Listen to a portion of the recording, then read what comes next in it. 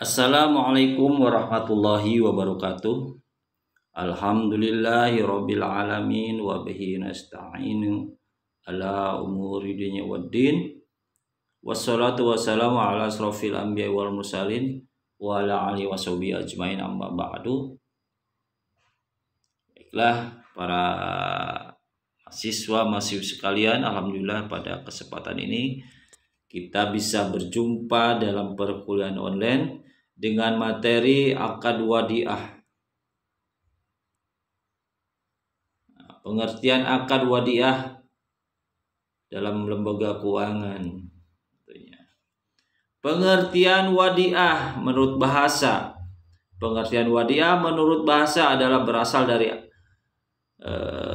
akar kata wada'a yang berarti meninggalkan atau titip.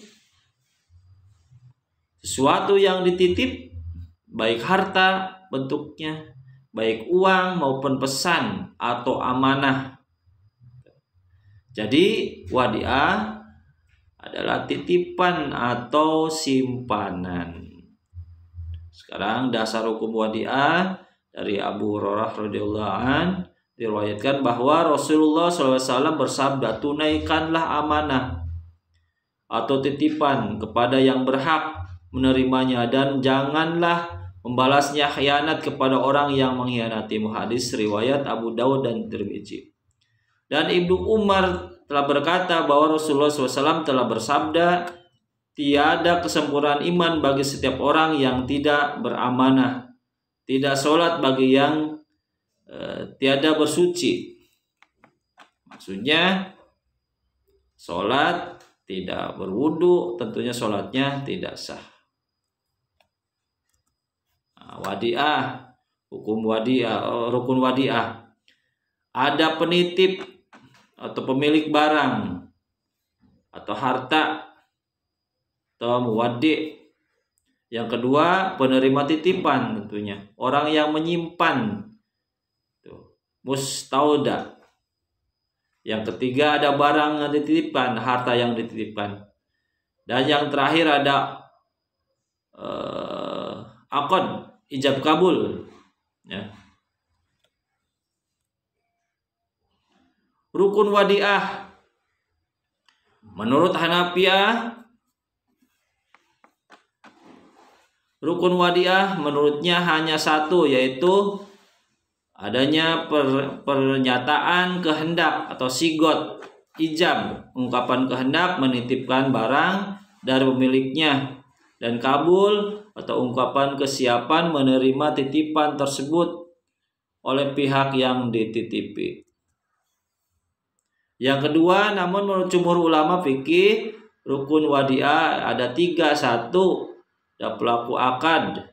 Yang kedua, itu barang titipan, tentu ada barangnya. Tiga, pernyataan kehendak atau sigot, ijab dan kabul, baik dilakukan secara lafaz atau hanya tindakan. Syarat wadiah. Syarat wadiah menurut Hanafiyah adalah pihak pelaku akad disyaratkan harus yang berakal. Orang gila tentunya tidak sah untuk menitipkan barang. Tidak punya akal alasannya. Sehingga sekalipun anak kecil namun sudah dianggap telah berakal dan mendapat izin dari walinya, akad wadiahnya dianggap sah. Dan menurut jumhur ulama mensyaratkan dalam wadiah agar tidak pelaku akad telah balik, berakal dan cerdas, karena akad wadiah mengandung banyak risiko, sehingga sekalipun berakal dan telah balik namun tidak cerdas, menurut jumhur akad wadiahnya tidak dianggap sah. Terusnya ada jenis wadiah. Wadiah yad amanah dan wadiah yad domanah. Apa itu yang dimaksud dengan wadiah yad amanah? Itu menitipkan barang atau uang di mana pihak penerima penitipan atau mustaudanya tidak diperkenankan menggunakan barang atau uang yang dititipkan dan tidak bertanggung jawab atas kerusakan atau kehilangan barang, uang yang bukan diakibatkan perbuatan atau kelalaian mustaudah. Yang kedua, ada wadi'ah ya domanah. Penitipan barang atau uang di mana pihak penerima atau titipan dengan atau tanpa izin muwaddi dapat memanfaatkan barang atau uang titipan dan harus bertanggung jawab terhadap kehilangan atau kerusakan barang atau uang titipan. Jadi kalau wadi'ah ya amanah itu tidak diperkenankan menggunakan barang yang dititipkan, tapi ya domanah yang menerima titipan yaitu bisa menggunakan atau memanfaatkan barang yang dititipkan. Kita skemakan di bank.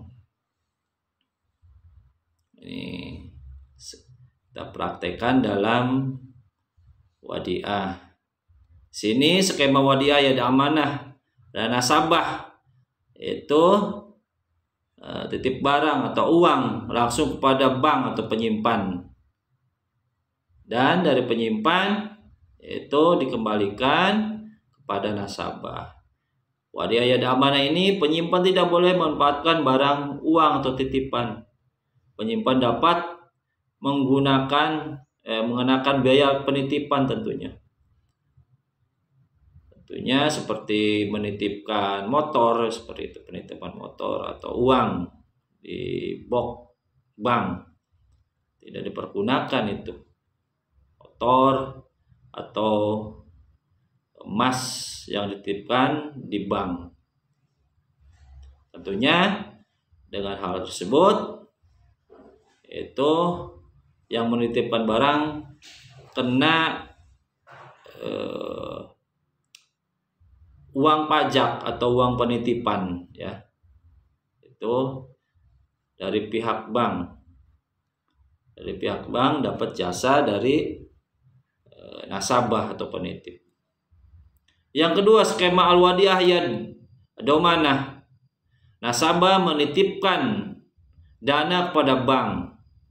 Nah, bank itu bisa memanfaatkan uang itu dengan meminjamkan kepada peminjam. Tentunya dengan bagi hasil, keuntungan bagi hasil. Dan setelah mendapat keuntungan itu pihak bank bisa memberikan bonus dari bagi hasil yang tadi peminjam tadi dikembalikan kepada nasabah itu dengan dapat imbalan dari pihak bank. Oke, terima kasih. Sekian penjelasannya. Kita lanjut dalam kesempatan lain.